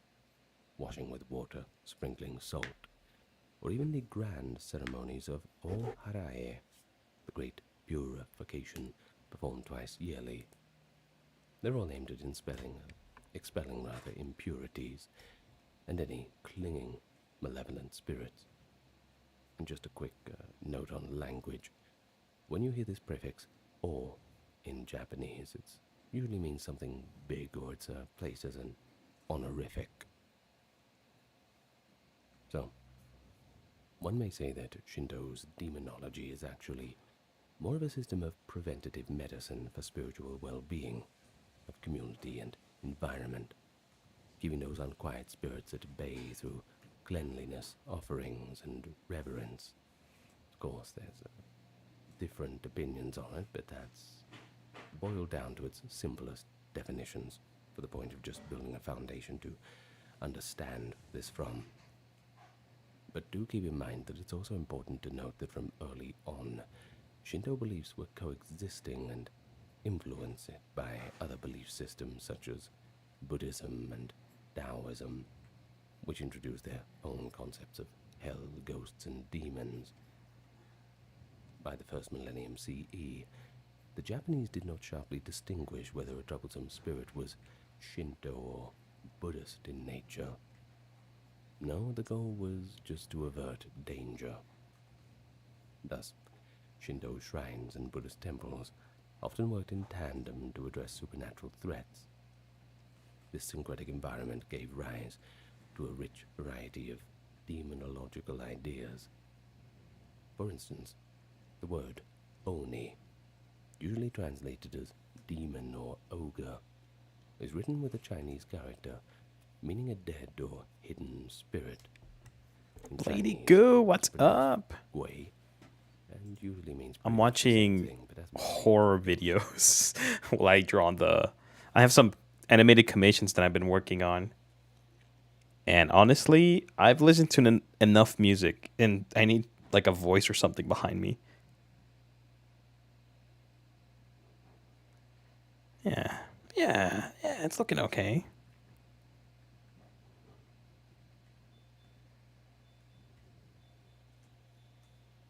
How's it going? Long time no see. I hope everything's good on your end. connotation. The notion of horned, man-eating Oni was partly imported through Buddhist and Chinese folklore, yet it merged seamlessly with Japan's indigenous spirit beliefs. In Shinto context, You're wedding on your birthday? Nice. When is it again? Happy early birthday. Oni and Thank you for stopping by. Oh my god. Always good to see a friendly face.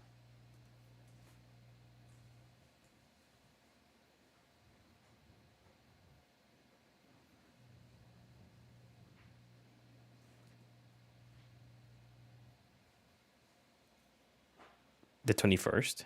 Yup.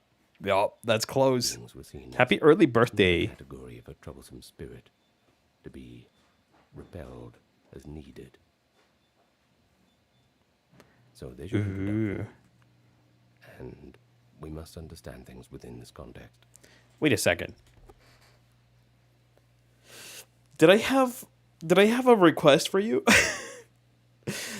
I've been trying to find everyone that's ever been in my server, and I've been asking them that if I do have something remaining that I need to do for them, that I'm trying to finish everything.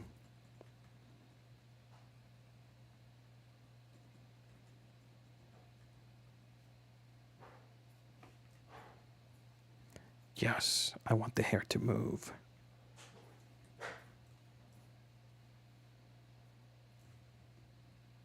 Oh, I forgot about that thing. Let me see.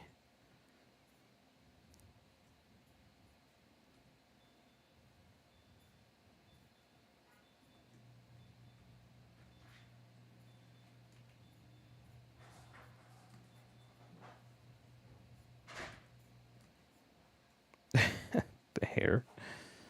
The hair. Wait, I should close it more.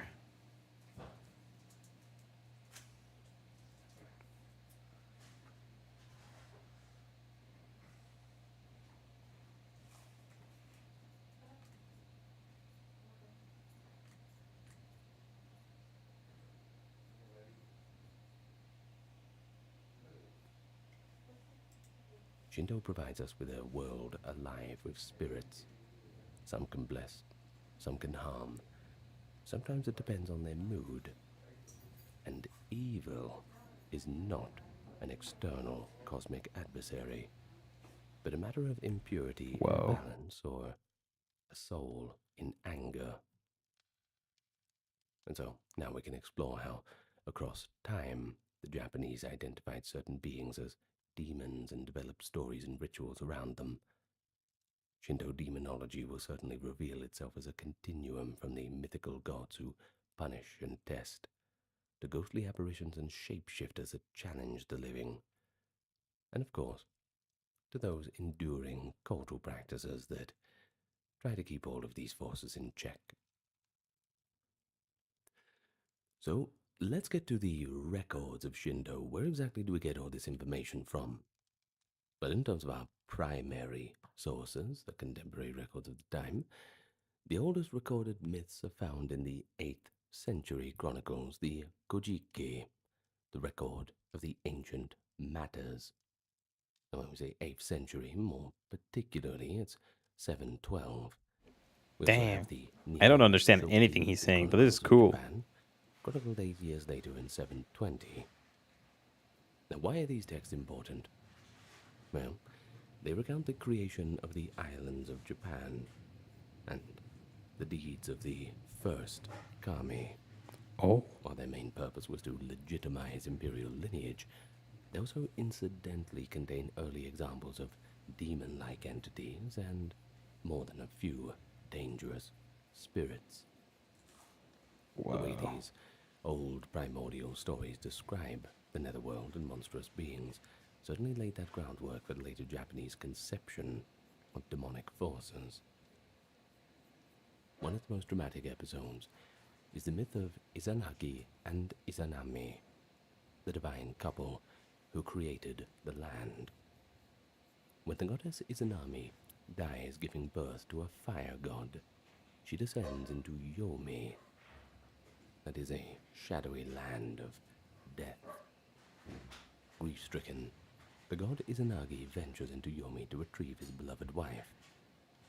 But Izanami warns him not to look upon her, as she has partaken of the food of the underworld, blinding her there. If you know your Greek mythology, you might be raising a few eyebrows at the moment. Well, of course, overcome by curiosity or perhaps a little bit of concern, Izanagi breaks that taboo and lights a torch, only to behold a horrifying sight. Izanami's once beautiful body is now a decaying corpse, teeming with maggots. And from her remains have sprung the 8 thunder deities, Yatsukami, crackling, coiling all around her. Well, this terrifying image in the Kojiki is essentially a proto-demonic scene, the birth of a wrathful storm god from the rotting goddess. Izanami, humiliated and enraged at being seen in this awful state, flies into a fury. As Izanagi turns to flee in terror, she screams that she will kill him for this betrayal. The Kojiki relates that Izanami calls forth a horde of fearsome underworld spirits to chase Izanagi, and among them is the Yomotsu Shikome, often translated as the Hag of Yomi, a furious female demon of the afterlife. As for Izanagi, he barely escapes, racing out of the underworld, pursued by this vengeful she-demon and an army of ravenous spirits. He manages to block the passage between worlds by rolling a huge boulder across the entrance to Yomi. From the other side of that boulder, the enraged Izanami, who is now transformed into a fearsome, cursing entity, shouts that she will strangle 1,000 living people every single day in revenge. Well, Izanagi has a plan to balance that out. He says that he will ensure 1,500 are born each day, securing the balance of life and death. Not sure how he's going to do that. I don't think he means it in a practical sense. In any case, this founding myth, we see an archetype that will echo throughout Japanese lore, and that is of the wronged woman and her wrath birthing a demonic force. Also the idea that ritual acts, sealing the cave, purifying afterwards, are needed to contain the pollution of death and anger. But the story's not quite over yet. After escaping from Yomi, Izanagi himself undergoes a ritual purification to cleanse the impurity of death from his body. According to myth, many new kami are born from this act of cleansing. Notably, he washes his eyes and nose. He gives birth to the sun goddess Amaterasu, the moon god Tsukuyomi, and the storm god Susanoo. Whoa. But significantly, Whoa. That's so crazy. I need to actually practice Japanese because so the sun goddess is just called Amaterasu. Wow. That I should have guessed that. The sun goddess. Yeah, that was the whole point of like half of like Fire Force. Amaterasu. That's so cool.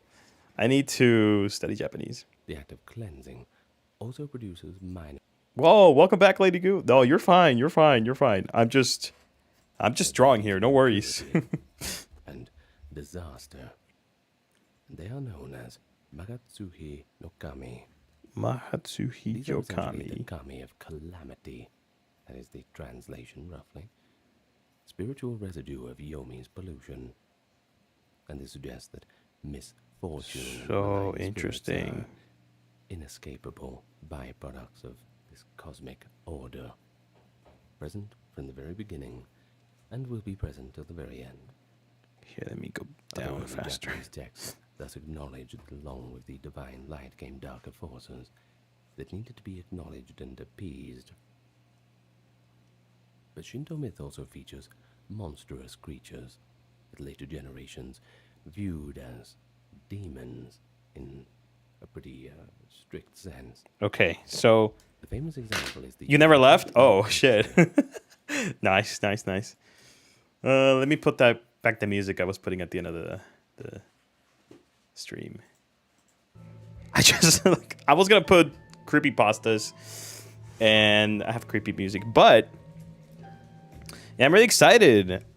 I've been hitting my head against the floor with this commission for days. Oh my god. Oh, it's over there. Shoot. Okay. So it's supposed to be Dendra from Pokemon. And the commissioner wanted them to originally it was going to be just like a drawing illustration, but since I made myself a goal to do everything this year animated because I was like, you know what? I need to start learning animation for reals or else I'm never going to do it. So all these commissions that I got a while ago, I've asked them all if I could animate them, and it's just them after a workout drinking water. So I'm gonna have her sit down and then stare off in the distance. But I'm just cleaning it up because it was messy as hell, but it was also like stuck on a plane, like a 2D plane. And I don't like that. I'm trying to be more dynamic with my animations, and I want to move the camera closer. I want them to like move around. And I'm getting pretty happy with where this is going. but it's so much drawing. Let me see. So the second half, I still have it not cleaned up. But let me see if I can show it off a little bit. So she's gonna drink the water. She's gonna sit down. She's gonna be like, gulp, gulp, gulp, gulp, and stare off. That's pretty much it. So I'm pretty happy with it. Yeah. I was asking earlier if, do you remember if I had like a request for you to draw? Did I have like something pending? If I do, let me know and I'll add it to the list. This video's cool. Japanese Guide to Demonology, but maybe I'll put something else. I'm not gonna draw for that much longer. I might stop in like 20 minutes. I might do a game, or I might just stop. I'm not sure. I can't really draw for like once I hit like 2 or 3 hours of nonstop. I'm like, I need a breather. I need a breather. Is there music here that I can put? Dude, my algorithm is just destroyed.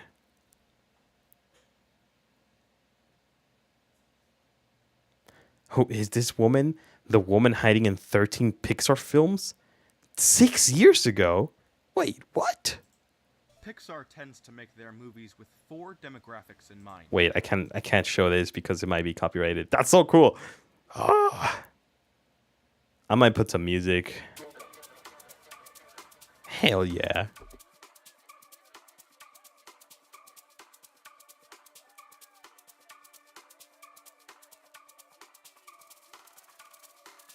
So I have 2 commissions that I'm working on that are pretty much on the same phase.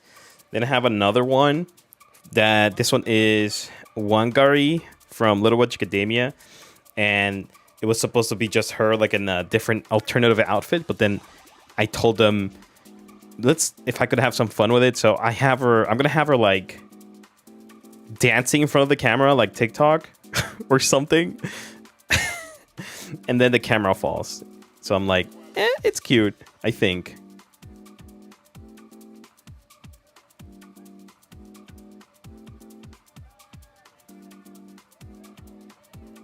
I think it's cute how she like takes a selfie or something with it. Just making it up as I go. I'm just trying to like get more used to drawing characters in different angles and them doing stuff in camera. So I want to finish all the commissions. I want to see if I can do something, if I like put them to sell, if I reopen commissions. I'm not sure. Or maybe I'll just hyper focus and do something myself. Like I'm really interested in doing like a short, like an animated short or something. But we'll see. This year has been crazy though. Yeah, I'm gonna leave this music for now. I'm gonna keep drawing for like 20 more minutes. Just a couple more frames here.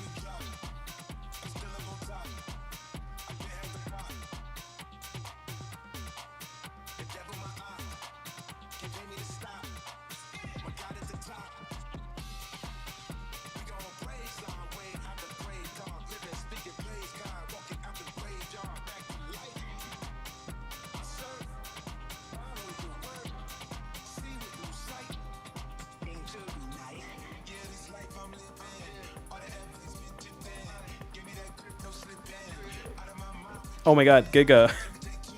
Giga, I don't have song requests. I'm so sorry.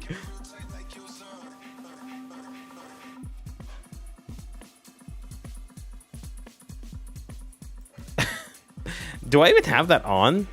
Let me go check the... Oh shit, sorry. My keyboard's not connected here. Give me a second. Let me go check the... What did I do here? Let me go check the website. I used to use this website called Nightbot, and I wonder if it still works.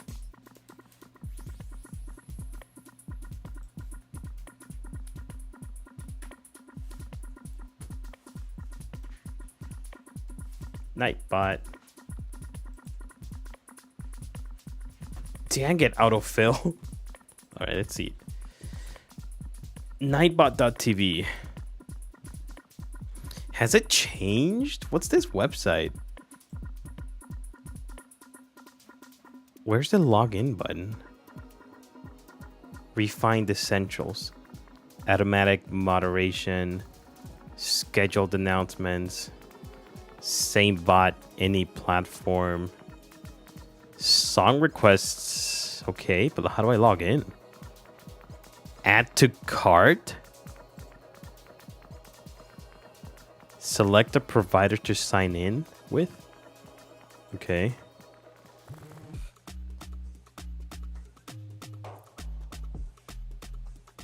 This is Nightbot? Nightbot has changed. Let me go to my dashboard. Okay, so I have to log in then. Okay. Oh, look, there it is. My dashboard. Song requests 3. Wow. 2020. Sheesh. Commands. Look, it's all my commands. What the heck? Does that still work? Where's my chat? Where's my chat? Is it working after all? I think so. What's this? What's this thing I have? Yawn. That was a good yawn. 10 out of 10. Man, I had some crazy stuff here. What the hell? Where's the song requests? Song requests. I have 2 here. Kamen Rider. by Giga 3 minutes ago. Okay, yeah, it's still working. Shit, okay.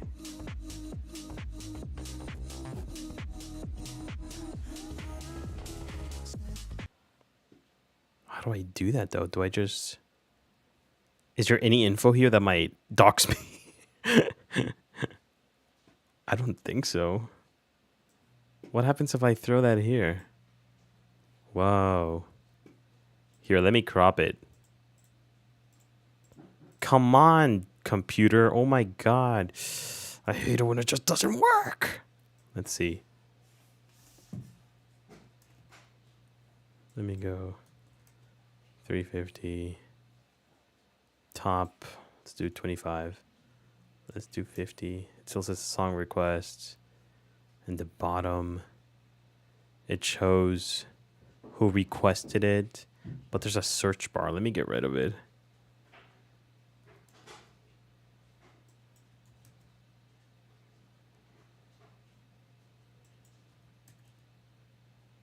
And there's the uploader.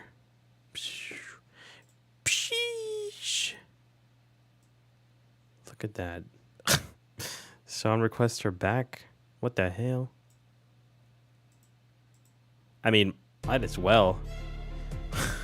Might as well play them, right? Might as well play them.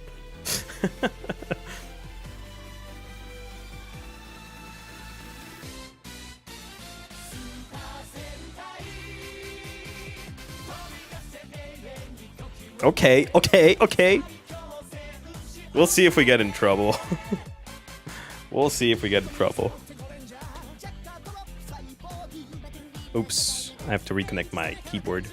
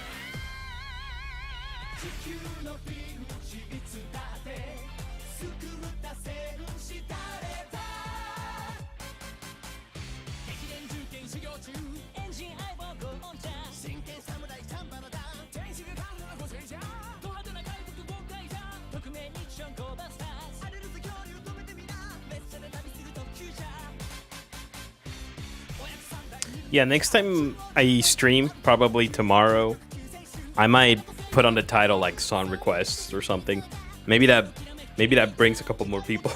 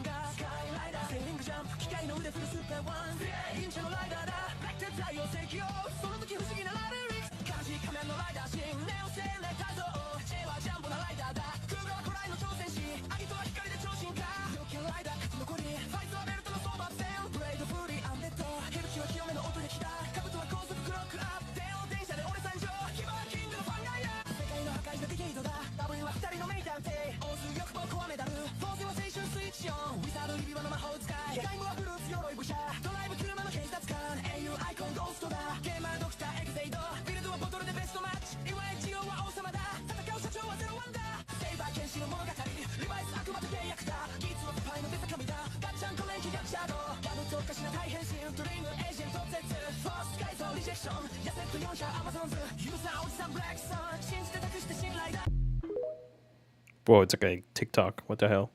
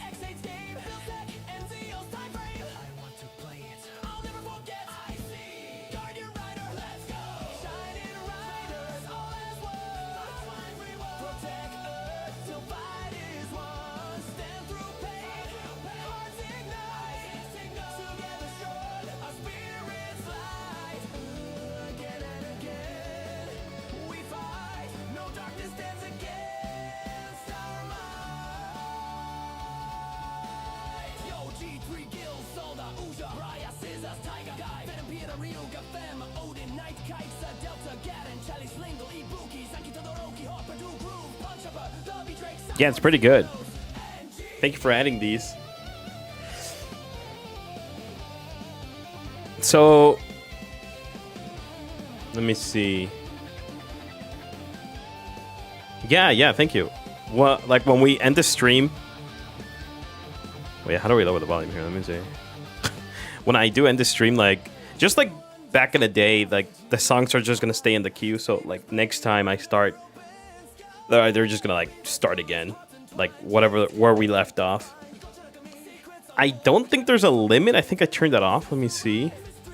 We used to have a limit back in the day where it was like 5 songs per person, but like I think we changed that.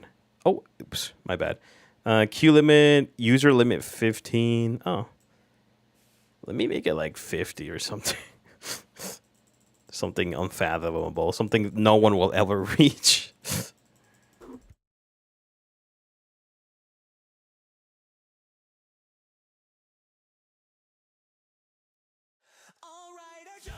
There we go.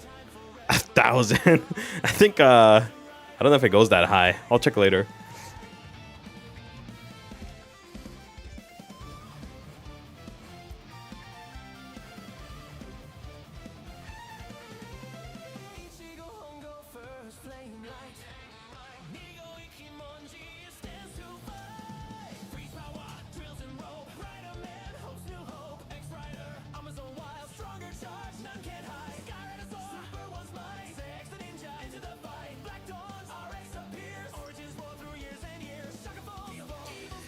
Whew, man. Actually, I might pause after this song. I might pause. Yeah, I might pause. I'm happy with the progress I've made today on this commission. I want it to be smooth. And so far, it is getting there. I just need to add more in-betweens. I might have to do the how she looks when she's sitting down. But there's a chance I might just leave that.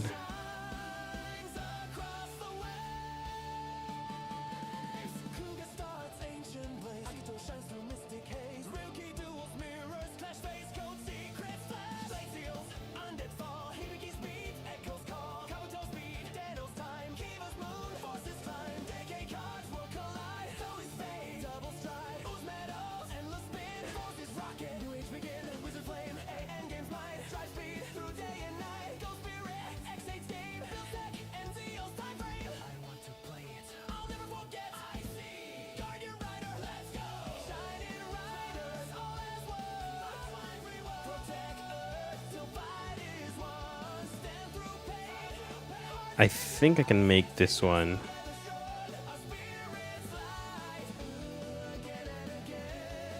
I need to work on the timing here. I can probably just make the fall like 2 frames. I don't need to spend that much time on it.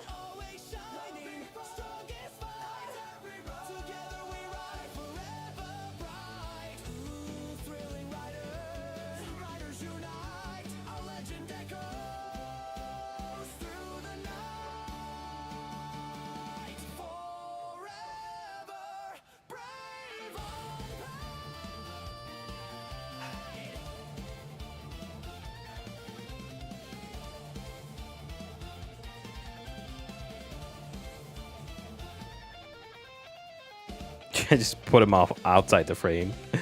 That's funny.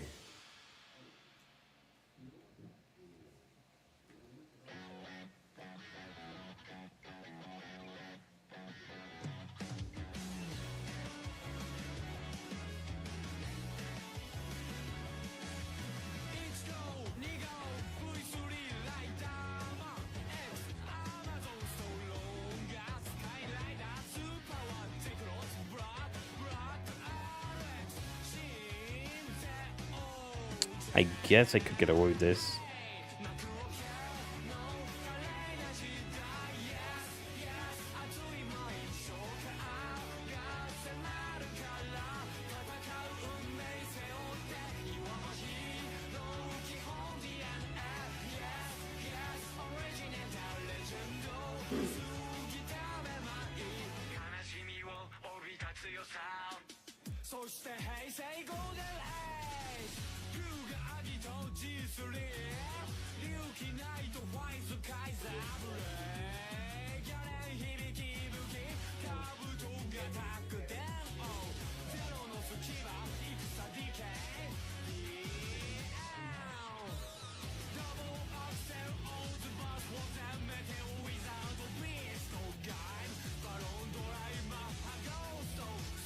There's a new ending tonight? Hey, yo, that's awesome.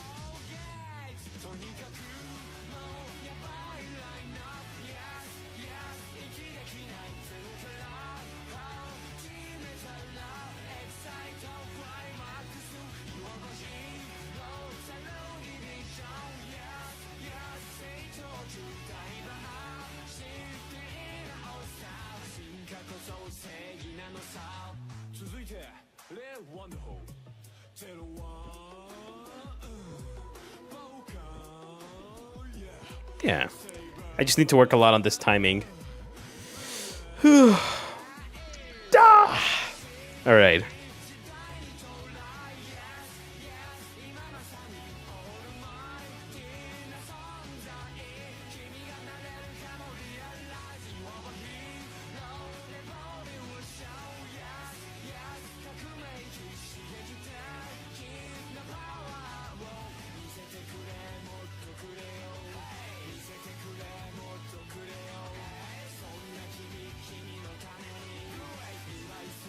It's a pretty good song.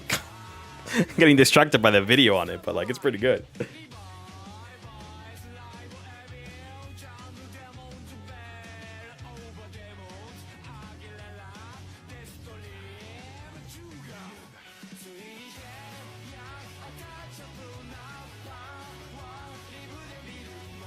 The action is so cool for that. Oh my god, look at that. Look at those fights.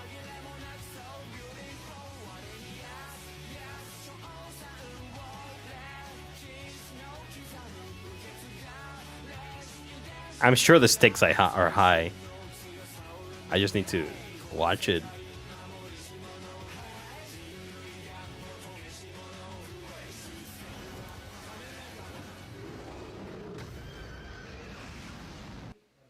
Sheesh.